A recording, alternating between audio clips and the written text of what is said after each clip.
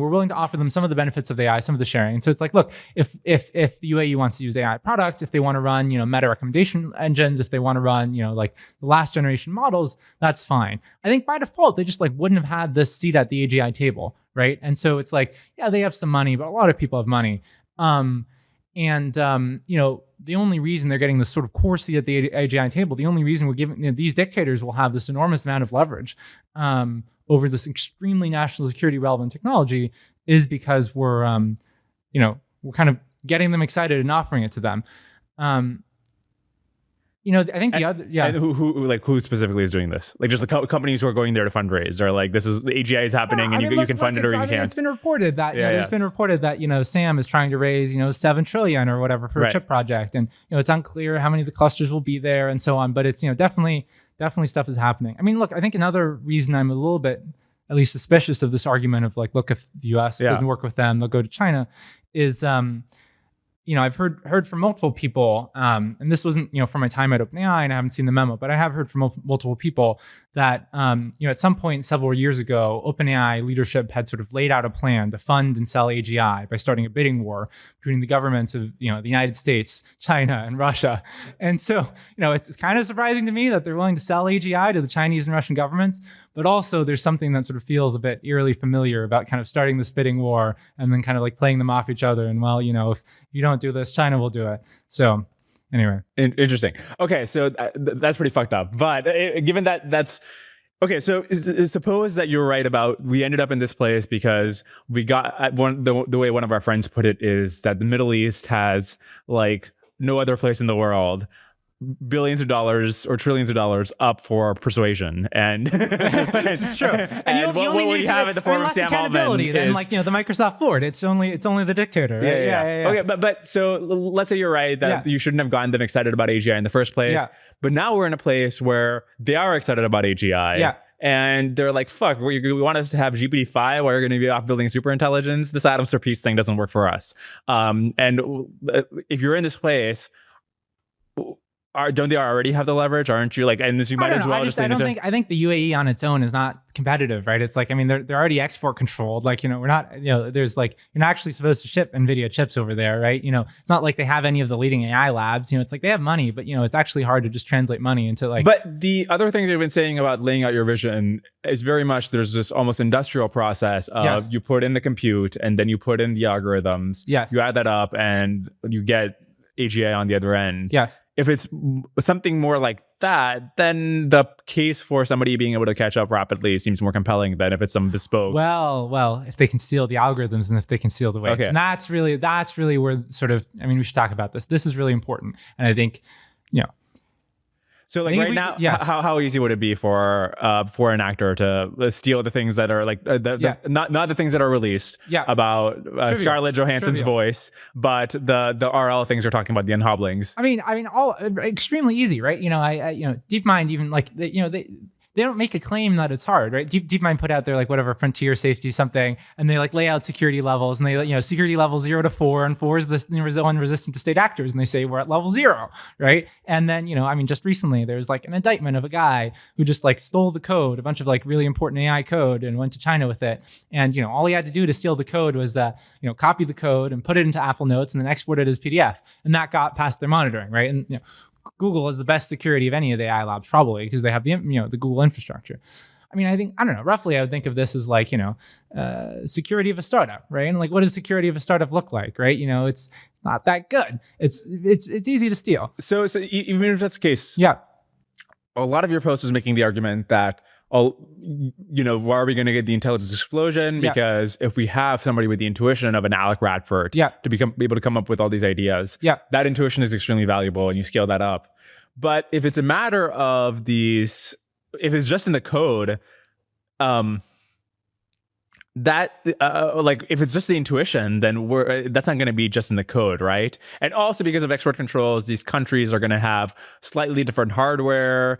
You're going to have to make different trade-offs and probably rewrite things to be able to be compatible with that.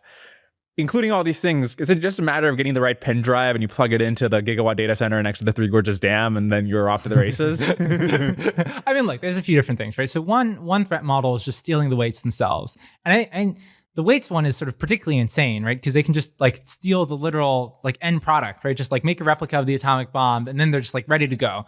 And I think that one just is extremely important around the time we have AGI and superintelligence, right? Because it's China can build a big cluster. By default, we'd have a big lead, right? Because we have the better scientists, but we make the superintelligence, they just steal it, they're off to the races. Weights are a little bit less important right now, because who cares if they steal the GPT-4 weights, right? Like whatever. So we still have to get started on weight security now, because look, if we think AGI by 27, this stuff is going to take a while, and it doesn't, it's not just going to be like, oh, we do some access control. It's going to, if you actually want to be resistant to sort of Chinese espionage, it needs to be much more intense.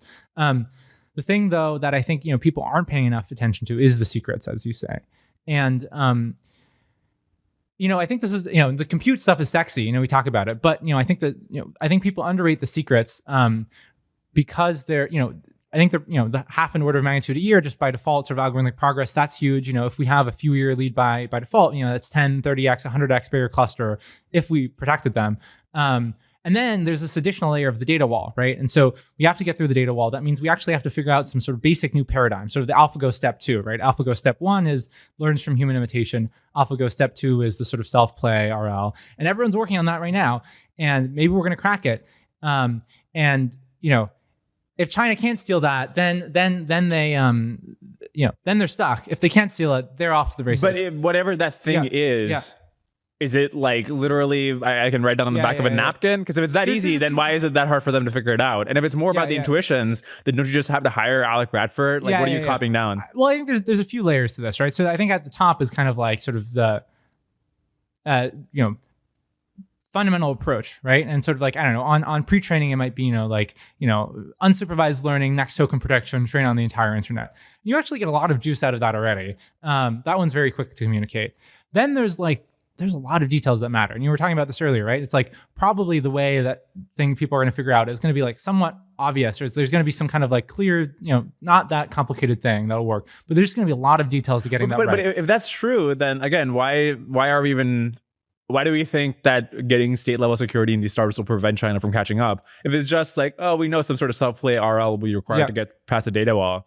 And if it's as easy as you say in some fundamental sense, but it's going to be solved by 2027, you say, like, right? So it's like not that hard. I just think, the US and the sort of, all the leading AI labs are in the United States, and they have this huge lead. By default, China actually has some good LLMs. Why do they have good LLMs? They're just using the sort of open source code, right? Llama or whatever. And so I think people really underrate the sort of, both the sort of divergence on algorithmic progress and the lead the US would have by default, because all this stuff was published until recently, right? Like chinchilla scaling laws were published, there's a bunch of MOE papers, there's transformers, and all that stuff was published. And so that's why open source is good. That's why China can make some good models. That stuff is now, at least they're not publishing it anymore. And if we actually kept it secret, it would be this huge edge. To your point about sort of like some tacit knowledge now, like Bradford, there's another layer at the bottom that is something about like, large scale engineering work to make these big training runs work. I think that is a little bit more tacit knowledge.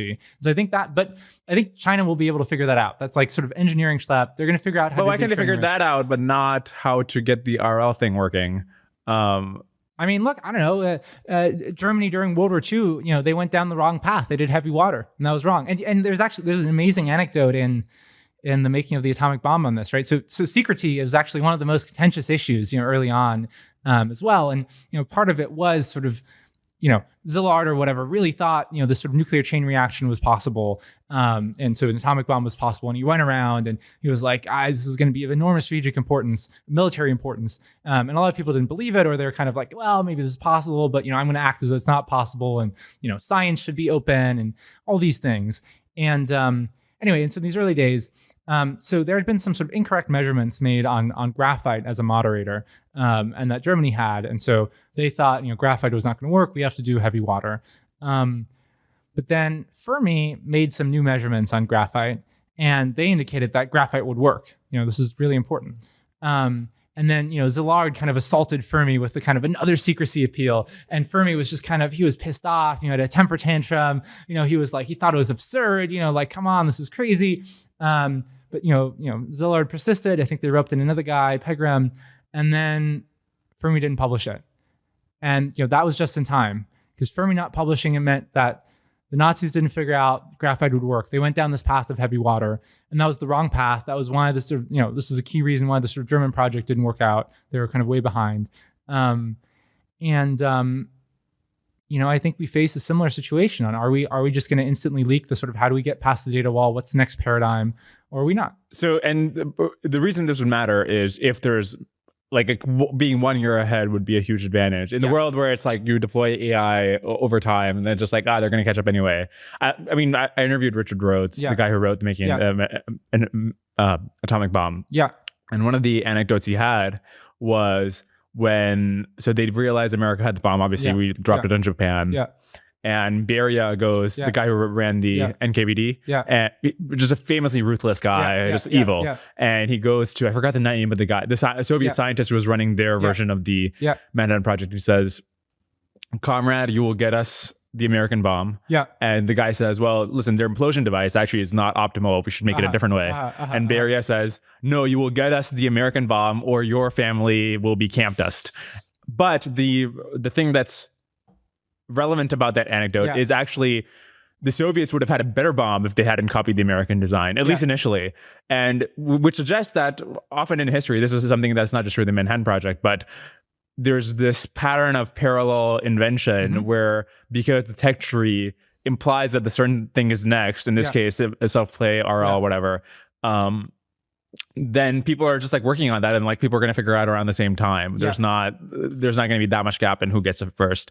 Wasn't like famously the bunch of people were invented something like the light bulb around the same time and so forth. Yeah.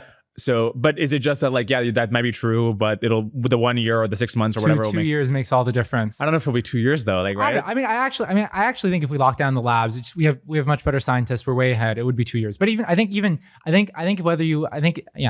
6 months, a year would make a huge difference. And this gets back to the sort of intelligence explosion dynamics. Like a year might be the difference between, a system that's sort of like human level and a system that is like vastly superhuman, right? It might be like five ooms, even on the current pace, right? We went from, I think, on the math benchmark recently, right? Like, 3 years ago on the math benchmark, we, that was, this is sort of really difficult high school competition math problems.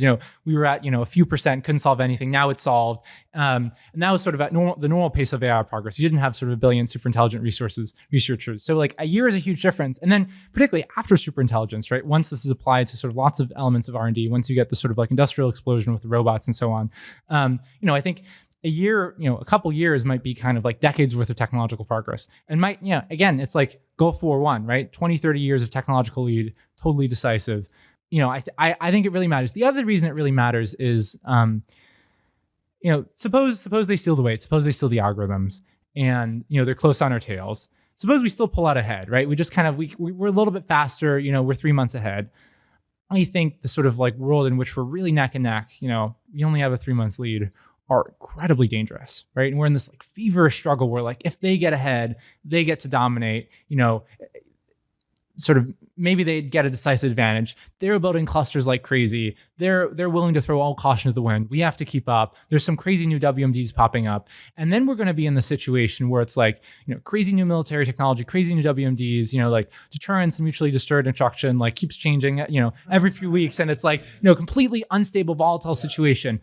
Is incredibly dangerous. So I think both from just the technologies are dangerous from the alignment point of view. I think it might be really important during the intelligence explosion to have this sort of 6 month wiggle room to be like, look, we're gonna like dedicate more compute to alignment during this period because we have to get it right. We're feeling uneasy about how it's going, and so I think in some sense that like one of the most important inputs to whether we will kind of destroy ourselves or whether we will get through this just incredibly crazy period is whether we have that buffer. Why? So before we go further object level in this, I think it's very much worth noting that almost nobody, at least nobody I talk to, thinks about the geopolitical implications of AI. And I think I have some object level disagreements that we'll get into, but or at least things I want to iron out. I may not disagree in the end. But the basic premise that obviously if you keep scaling and obviously if people realize that this is where intelligence is headed, it's not just going to be like the same old world where like what model are we deploying tomorrow and what is the latest like if people on Twitter are like, oh, the GPT-4o is going to shake your expectations or whatever. COVID was really interesting because before a year or something, when March 2020 hit, it became clear to the world, like presidents, CEOs, media, average person. There's other things happening in the world right now, but the main thing we as a world are dealing with right now is COVID. Soon on AGI. Yeah. Okay. And then so this is the quiet period. If you want to go on vacation, you want to have, maybe like now is the last time you can have some kids. My girlfriend sometimes complains, that I, when I'm like, off doing work or whatever, and she's like, I'm not spending time with her. She's like, she threatens to replace me with like, GPT-6 or whatever. And I'm like, GPT-6 will also be too busy doing AI research. Okay. Anyway, so what's the answer to the question of why aren't other people talking national security? I made this mistake with COVID, right? So February of 2020, and I thought just it was going to sweep the world and all the hospitals would collapse and it would be crazy. And then it'd be over. A lot of people thought this kind of at the beginning of COVID. They shut down their offices a month or whatever. I think the thing I just really didn't price in was the societal reaction, right? And within weeks, Congress spent over 10% of GDP on like COVID measures, right? The entire country was shut down. It was crazy. And so I don't know, I didn't price it in with COVID sufficiently. I don't know, why do people underrate it? I mean, I think there's a sort of way in which being kind of in the trenches actually kind of, I think, gives you a less clear picture of the trend lines. You actually have to zoom out that much, only like a few years, right? But you're in the trenches, you're like trying to get the next model to work. There's always something that's hard. For example, you might underrate algorithmic progress because you're like, things are hard right now, or data wall or whatever. But you zoom out just a few years and you actually try to like count up how much algorithmic progress made in the last few years, and it's enormous. But I also just don't think people think about this stuff. Like I think smart people really underrate espionage, right? And I think part of the security issue is I think people don't realize like how intense state level espionage can be, right? Like this Israeli company had software that could just zero-click hack any iPhone, right? They just put in your number, and then it's just like straight download of everything, right? Like the United States infiltrated an air-gapped atomic weapons program, right? Wild, like. Are you talking about Stuxnet? Yeah. The intelligence agencies have just stockpiles of 0 days. When things get really hot, I don't know, maybe we'll send special forces, right, to like, go to the data center or something that's, China does this. They threaten people's families, right? And they're like, look, if you don't cooperate, if you don't give us the intel, there's a good book, along the lines of the Gulag Archipelago, the Inside the Aquarium, which is by a Soviet GRU defector. GRU was like military intelligence. Ilya recommended this book to me. I think reading that, I was just kind of like shocked at how intense sort of state level espionage is. The whole book was about like, they go to these European countries and they try to like get all the technology and recruit all these people to get the technology. Maybe one anecdote, so the spy, this eventual defector, so he's being trained, he goes to the kind of GRU spy academy. And so then to graduate from the spy academy, sort of before you're sent abroad, you kind of had to pass a test to show that you can do this. And the test was, you had to, in Moscow, recruit a Soviet scientist and recruit them to give you information, sort of like you would do in the foreign country. But of course, for whomever you recruited, the penalty for giving away sort of secret information was death. And so to graduate from the Soviet spy, this GRU spy academy, you had to condemn a countryman to death. Mm-hmm. States do this stuff. I started reading the book on We As a Side in the series. Yeah. And I was actually wondering, the fact that you use this anecdote, and then you're like, and a book recommended by Ilya, is this some sort of Easter egg? We'll leave that for an exercise for the reader. Okay, so the beatings will continue until the morale improves. So suppose that we live in the world in which these secrets are locked down, but China still realizes that this progress is happening in America. So in that world, especially if they realize, and I guess it's a very interesting open question. The secret probably won't be locked down. Okay, but we're probably going to live in the bad world. Yeah. It's going to be really bad. Why are you so confident that they won't be locked down? I mean, I'm not confident that it won't be locked down, but I think it's just it's not happening. And so tomorrow, the lab leaders get the message. How hard? Like, what do they have to do? They get the more security guards. They like air gap the. Well, what do they do? So again, I think basically it's I think people there's kind of like two reactions there, which is like it's we're already secure, not, and there's fatalism, it's impossible. And I think the thing you need to do is you kind of got to stay ahead of the curve of basically how AGI appeals the CCP. Yeah. Right. So like right now, you've got to be resistant to kind of like normal economic espionage. They're not, right? I mean, I probably wouldn't be talking about this stuff if the labs were, right? Because I wouldn't want to wake them up more, the CCP, but they're not. This is like, this stuff is like really trivial for them to do right now. I mean, it's also, anyway, so they're not resistant to that. I think it would be possible for a private company to be resistant to it, right? So, both of us have, friends in the kind of like quantitative trading world, right? And I think actually those secrets are shaped kind of similarly, where it's like, they've said, if I got on a call for an hour with somebody from a competitor firm, most of our alpha would be gone. And that's sort of like, that's the like list of details of like really how to make. You're going to have to worry about that pretty soon. You're going to have to worry about that pretty soon. Yeah. Well, anyway, and so all the alpha could be gone, but in fact, their alpha persists, right? And, often for many years and decades. And so this doesn't seem to happen. And so I think there's like, I think there's a lot you could go if you went from kind of current startup security. You just got to look through the window and you can look at the slides, to kind of like, good private sector security, hedge funds, the way Google treats, customer data or whatever. That'd be good right now. The issue is, basically the CCP will also get more AGI built. And at some point, we're going to face kind of the full force of, the Ministry of State Security.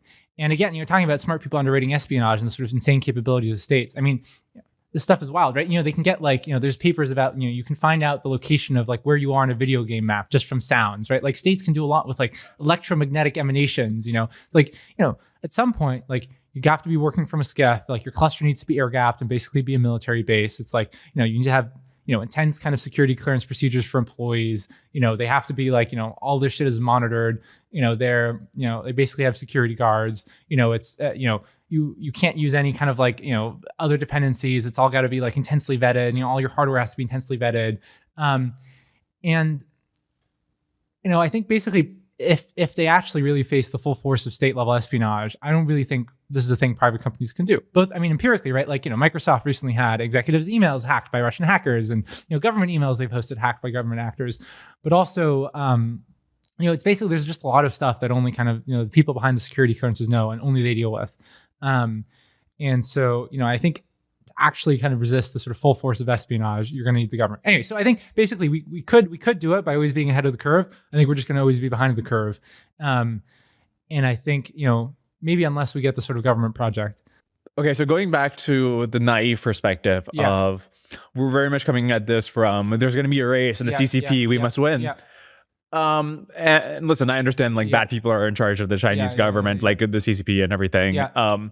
But just stepping back in a sort of galactic perspective, humanity is developing AGI. And do we want to come at this from the perspective of we need to beat China to this? Our super intelligent Jupiter brain descendants won't know who China, like China will be some like distant memory that they have, America too. So shouldn't it be the initial approach, just come to them like, listen, this is super intelligence. This is something like we come from a cooperative perspective. Why immediately sort of rush into it from a hawkish competitive perspective? I mean, look, one thing I want to say is like a lot of the stuff I talk about in the series is sort of primarily, descriptive, right? And so I think that on the China stuff, it's like, in some ideal world, we it's just all, merry-go-round and cooperation. But again, it's sort of, I think people will wake up to AGI. I think the issue in particular on sort of like, can we make a deal? Can we make an international treaty? I think it really relates to sort of what is the stability of sort of international arms control agreements, right? And so we did very successful arms control on nuclear weapons in the 80s, right? And the reason it was successful is because the sort of new equilibrium was stable, right? So you go down from, 60,000 nukes to 10,000 nukes. When you have 10,000 nukes, basically breakout doesn't matter that much, right? Suppose the other guy now tried to make 20,000 nukes. Well, it's like, who cares, right? Like it's still mutually assured destruction. Suppose a rogue state kind of went from 0 nukes to 1 nukes. It's like, who cares? We still have way more nukes than you. I mean, it's still not ideal for destabilization, but it's, it'd be very different if the arms control agreement had been 0 nukes, right? Because if it had been 0 nukes, then it's just like one rogue state makes 1 nuke. The whole thing is destabilized. Breakout is very easy. Your adversary state starts making nukes. And so basically when you're going to sort of like very low levels of arms, or when you're going to kind of, and you're in a sort of very dynamic technological situation, arms control is really tough because breakout is easy. There's some other sort of stories about this in sort of like 1920s, 1930s. It's like, all the European states had done disarmament, and Germany was kind of did this like crash program to build the Luftwaffe, and that was able to like massively destabilize things because not that they were able to like pretty easily build kind of a modern air force because the others didn't really have one, and that that really destabilized things. And so I think the issue with AGI and superintelligence is the explosiveness of it, right? So if you have an intelligence explosion, if you're able to go from kind of AGI to superintelligence, if that superintelligence is decisive, like either, like a year after because you developed some crazy new WMD, or because you have some like, super hacking ability that lets you kind of, completely deactivate the sort of enemy arsenal. That means like suppose you're trying to like put in a break, like we're both gonna like cooperate and we're gonna go slower, on the cusp of AGI or whatever. There is gonna be such an enormous incentive to kind of race ahead, to break out. We're just gonna do the intelligence explosion. If we can get 3 months ahead, we win.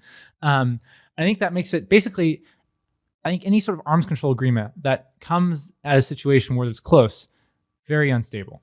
That's really interesting. This is very analogous to kind of a debate I had with Rose on the podcast where he argued for nuclear disarmament. But if some country tries to break out and starts developing nuclear weapons, the 6 months or whatever that you would get is enough to get international consensus and invade the country and prevent them from getting nukes. And I thought that was sort of, that's not a stable equilibrium. It just seems really tough. Yeah. On this, right? So like maybe it's a bit easier because you have AGI, and so like you can monitor the other person's cluster or something. Data centers, you can see them from space. Actually, you can see the energy draw they're getting. There's a lot of things, as you were saying. There's a lot of ways to get information from an environment if you're really dedicated. And also because unlike a nukes, the data centers are. Nukes, you have obviously the submarines, planes, you have bunkers, mountains, whatever. You have them so many different places. A data center, your 100 gigawatt data center, we can blow that shit up if you're like, we're concerned, right? Like just some cruise missile or something. It's like very vulnerable to sabotage. That gets to the sort of, insane volatility of this period post superintelligence, right? Because basically, I think, so you have the intelligence explosion, you have these like vastly superhuman things on your cluster, but you're like, you haven't done the industrial explosion yet. You don't have your robots yet. You haven't covered the desert in like robot factories yet. And that is this sort of crazy moment where, say the United States is ahead, the CCP is somewhat behind. There's actually an enormous incentive for first strike, right? Because if they can take out your data center, they know you're about to have just this commanding decisive lead. They know if we can just take out this data center, then we can stop it. And they might get desperate. And so I think basically we're going to get into a position. It's actually, I think it's going to be pretty hard to defend early on. I think we're basically going to be in a position where we're protecting data centers with like the threat of nuclear retaliation. Which like maybe sounds kind of crazy though, And is this the inverse of the Eliezer? We got to attack the data centers and nuclear weapons. Nuclear deterrence for data centers. I mean, this is Berlin, in the like late 50s, early 60s. Both Eisenhower and Kennedy multiple times kind of made the threat of full-on nuclear war against the Soviets if they tried to encroach on West Berlin. It's sort of insane. It's kind of insane that went well. But basically, I think that's going to be the only option for the data centers. It's a terrible option. This whole scheme is terrible, right? Like being in this like neck and neck race sort of at this point is terrible. And, it's also, I think I have some uncertainty basically on how easy that decisive advantage will be. I'm pretty confident that if you have superintelligence, you have 2 years, you have the robots, you're able to get that 30-year lead. Then you're in this like Gulf War I situation. You have your like, millions or billions of like mosquito-sized drones that can just take it out. I think there's even a possibility you can kind of get a decisive advantage earlier. So, there's these stories, about these as well about, like colonization and like the sort of 1500s where it was, these like a few hundred kind of Spaniards were able to like topple the Aztec Empire, a couple other empires as well. Each of these had a few million people, and it was not like godlike technological advantage. It was some technological advantage. It was some amount of disease, and then it was kind of like cunning strategic play. And so I think there's a possibility that even sort of early on, you haven't gone through the full industrial explosion yet. You have superintelligence, but you're able to kind of like manipulate the opposing generals, claim you're allying with them. Then you have some, you have sort of like some crazy new bioweapons. Maybe there's even some way to like pretty easily get a paradigm that like deactivates enemy nukes. Anyway, so I think this stuff could get pretty wild. Here's what I think we should do. I really don't want this volatile period. And so a deal with China would be nice. It's going to be really tough if you're in this unstable equilibrium. I think basically we want to get in a position where it is clear that the United States, that a sort of coalition of democratic allies will win. It is clear to the United States, it is clear to China. That will require having locked down the secrets. That will require having built the 100 gigawatt cluster in the United States and having done the natural gas and doing what's necessary. And then when it is clear that the democratic coalition is well ahead, then you go to China and then you offer them a deal. And China will know they're going to win. This is going to be, they're very scared of what's going to happen. We're going to know we're going to win, but we're also very scared of what's going to happen because we really want to avoid this kind of like breakneck race right at the end, and where things could really go awry. And so then we offer them a deal. I think there's an incentive to come to the table. I think there's a sort of more stable arrangement you can do. It's a sort of an atoms for peace arrangement. And we're like, look, we're going to respect you. We're not going to use superintelligence against you. You can do what you want. You're going to get your slice of the galaxy. We're going to benefit share with you. We're going to have some like compute agreement where it's like there's some ratio of compute that you're allowed to have, and that's like enforced with like opposing AIs or whatever. And we're just not going to do this kind of like volatile sort of WMD arms race to the death.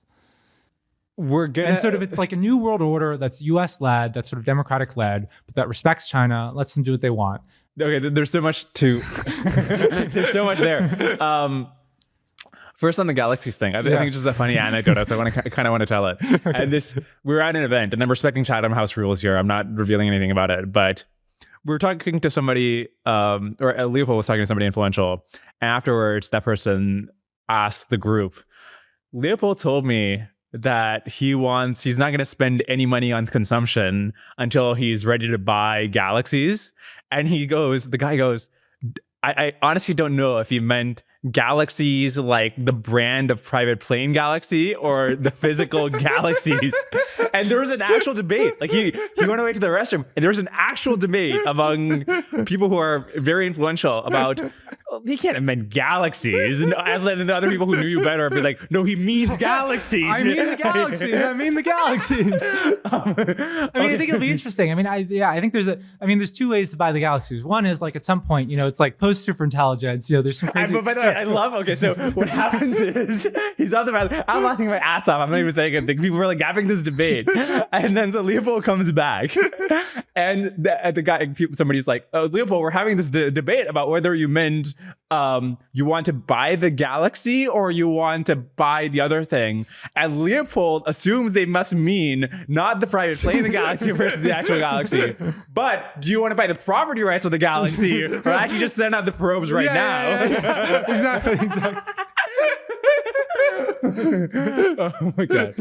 All right. Back to China. Okay. There's a whole bunch of things I could ask about that plan, about whether you're going to get credible, promised, you will get some part of the galaxies, whether they care about that. You have AIs help you enforce stuff. And, okay, sure. We'll leave that aside. That's a different rabbit hole. The thing I want to ask is... But it has to be the thing we need. The only way this is possible is if we lock it down. I see. If we don't lock it down, we are in this feverish struggle. Greatest peril mankind will have ever seen. So, but given the fact that during this period, instead of just taking their chances and they don't really understand how this AI governance scheme is going to work, where they're going to check whether we actually get the galaxies. The data centers, they can't be built underground. They have to be built above ground. Mm-hmm. Taiwan is right off the coast of us. They need the chips from there. Why aren't we just going to invade? Listen, we don't want, like, worst case scenario is they win the superintelligence, which they're on track to do anyways. Wouldn't this instigate them to either invade Taiwan or blow up the data center in Arizona or something like that? Yeah, you talked about the data center one, and then, you probably have to like threaten nuclear retaliation to protect that. They might also just blow it up. There's also maybe ways they can do it without sort of attribution, right? Like you pay Stuxnet. Yeah, look, this is part of, we'll talk about this later, but I think I think we need to be working on the Stuxnet for the Chinese project. But the but by the way, for the audience, Taiwan, the Taiwan thing, I talk about, AGI, about, 27 or whatever. Do you know about the like terrible 20s? No. Okay, well, I mean, sort of in the sort of Taiwan watcher circles, people often talk about like the late 2020s as maximum period of risk for Taiwan, because sort of like, military modernization cycles and basically extreme fiscal tightening on the military budget in the United States over the last decade or two has meant that sort of we're in this kind of like, trough in the late 20s of like, basically overall naval capacity. And, that's sort of when China is saying they want to be ready. So it's already kind of like, it's kind of pitching, there's some sort of like, parallel timeline there. Yeah, look, it looks appealing to invade Taiwan. I mean, maybe not, because they, basically remote cutoff of the chips. And so then it doesn't mean they get the chips, but it just means the machines are deactivated. But look, I mean, imagine if during the Cold War, all of the world's uranium deposits had been in Berlin, and Berlin was already, I mean, almost multiple times almost caused nuclear war. So, God help us all. Well, the Groves had a plan after the war. Yeah. That the plan was that America would go around the world and getting the rights to every single uranium deposit because they didn't realize how much uranium there was in the world, and they thought this was the thing that was feasible. Not realizing, of course, that there's like huge deposits in the Soviet Union itself. Right. Okay. East Germany too. There's a lot of East German workers who kind of got screwed. And, interesting. And got cancer. Okay, so the framing we've been talking about that we've been assuming, and I'm not sure I buy yet, is that the United States, this is our leverage, this is our data center, the China is a competitor. Right now, obviously, that's not the way things are progressing. Private companies control these AIs. They're deploying them. It's a market-based thing. Why will it be the case that it's like the United States it has this leverage or is doing this thing versus China is doing this thing? Yeah, I mean, look on the project, I mean, there's sort of descriptive and prescriptive claims or sort of normative positive claims. I think the main thing I'm trying to say is, look, we're at these SF parties or whatever, and I think people talk about AGI and they're always just talking about the private AI labs. And I think I just really want to challenge that assumption. It just seems pretty likely to me, as we've talked about for reasons we've talked about, that look, like the national security state is going to get involved. And I think there's a lot of ways this could look like, right? Is it like nationalization? Is it a public-private partnership? Is it a kind of defense contractor-like relationship? Is it a sort of government project that soaks up all the people? And so there's a spectrum there. But I think people are just vastly underrating the chances of this more or less looking like a government project. And look, if it's sort of like, do you think like we all have literal, like, when we have like literal super intelligence on our cluster, right? And it's like, you have 100 billion, you have 1 billion like super intelligent scientists that they can like hack everything. They can like Stuxnet the Chinese data centers. They're starting to build the robo armies. You really think that'll be like a private company and the government would be like, oh my God, what is going on? But, suppose there's no China. Suppose there's people like Iran, North Korea, who theoretically at some point will be able to do superintelligence, but they're not on our heels or don't have the ability to be on our heels. In that world, are you advocating for the national project, or do you prefer the private path forward?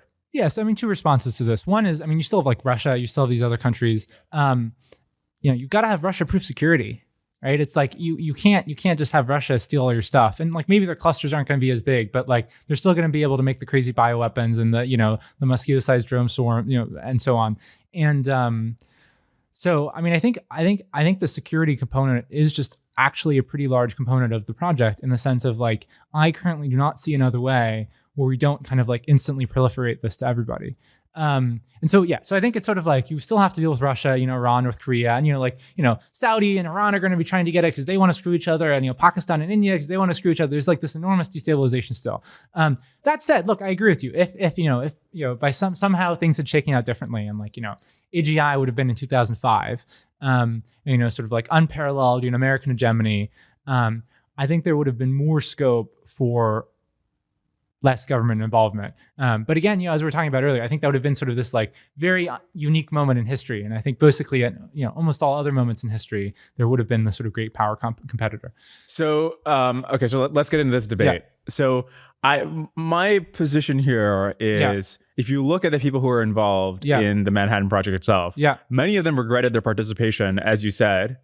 Now, we can infer from that we should sort of start off with a cautious approach to the nationalized ASI project. Then you might say, well, listen, but obviously did they regret their participation because of the project or because of the technology itself? I think people will regret it, but I think it's about the nature of the technology, and it's not about this project. I think they also probably had a sense that different decisions would have been made if it wasn't some concerted effort that everybody had agreed to participate in. That if it wasn't in the context of this, we need to race to beat Germany and Japan, you might not develop. So that's a technology part, but also like you wouldn't actually like hit them with. It's like the sort of the destructive potential, the sort of military potential. It's not because of the project. It is because of the technology, and that will unfold regardless. But I think this underrates the power of modeling. Imagine you go through like the 20th century in like a decade. It's just the sort of yes, great technological progress. Let's just actually run with that example. Suppose you actually there was some reason that the 20th century would be run through in one decade. Do you think the cause of that should have been like the technologies that happened through the 20th century shouldn't have been privatized? That it should have been a more sort of concerted government-led project? Look, there is a history of just dual use technologies, right? And so I think AI in some sense is going to be dual use in the same way. And so there's going to be lots of civilian uses of it, right? Like nuclear energy, it's like itself, right? It was like, there's the government project to develop the military angle of it. And then, it was like, then the government worked with private companies. There's a sort of like real like flourishing of nuclear energy until, the environmentalists stopped it. Planes, right? Like Boeing, right? Actually, the Manhattan Project wasn't the biggest defense R&D project during World War II. It was the B-29 bomber, right? Because they needed the bomber that had long enough range to reach Japan to destroy their cities. And then, Boeing made that. Boeing made the B-47, made the B-52, the plane the U.S. military uses today. And then they used that technology later on to build the 707 and the sort of the. But what does later on mean in this context? Because in the other, I get what it means after a war to privatize. But if you have the government has ASI, let me back up and explain my concern. Yeah. So you have the only institution in our society which has a monopoly on violence. Yes. And then we're going to give it some.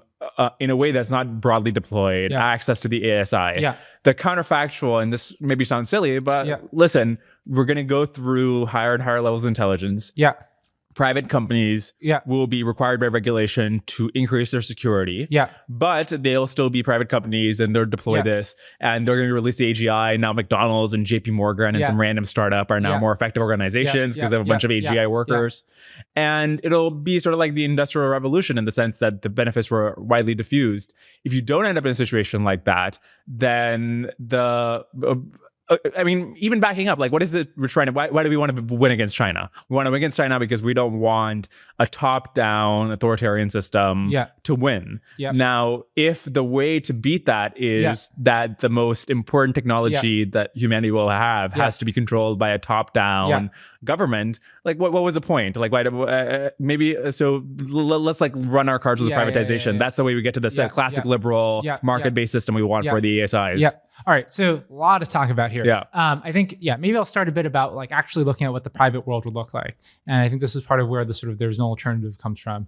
And then let's look at like what the government project looks like, what checks and balances look like, and so on. All right, private world.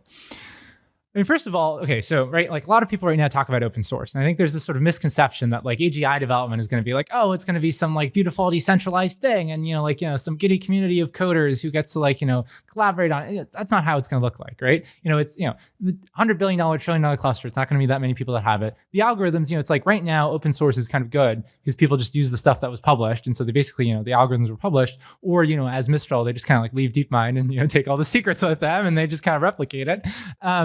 But that's not going to continue being the case. And so, the sort of like open source alternative, also people say stuff like, 1026 flops, it'll be in my phone, or, no, it won't. It's like Moore's law is really slow. AI chips are getting better, but like, the $100 billion computer will not cost, like $1,000, within your lifetime or whatever, aside from it. So anyway, so it's going to be like 2 or 3, big players on the private world. And so look, a few things. So first of all, you talk about the sort of like, enormous power that sort of superintelligence will have and that the government will have.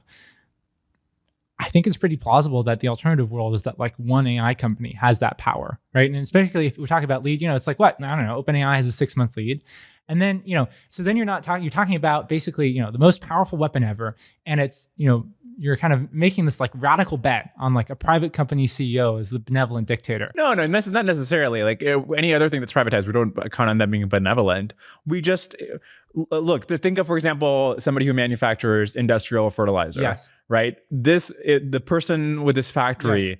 If they went back to an ancient civilization, they could like blow up Rome. Yep. They could probably blow up Washington, D.C. Indeed. And I think in their series, you talk about Tyler Cowen's phrase of muddling through. Yeah. And I think even with privatization, people sort of underrate that there are actually a lot of private actors who have the ability to like, there's a lot of people who control the water supply or whatever. Sure. And we can count on cooperation and market-based incentives to basically keep a balance of power. Sure. I get that things are proceeding really fast. Yeah, so but we have a lot of historical evidence that this is the thing that works best. So look, I mean, what do we do with nukes, right? The way we keep the sort of nukes in check is not like, a sort of beefed up Second Amendment where like each state has their own like little nuclear arsenal and like, Dario and Sam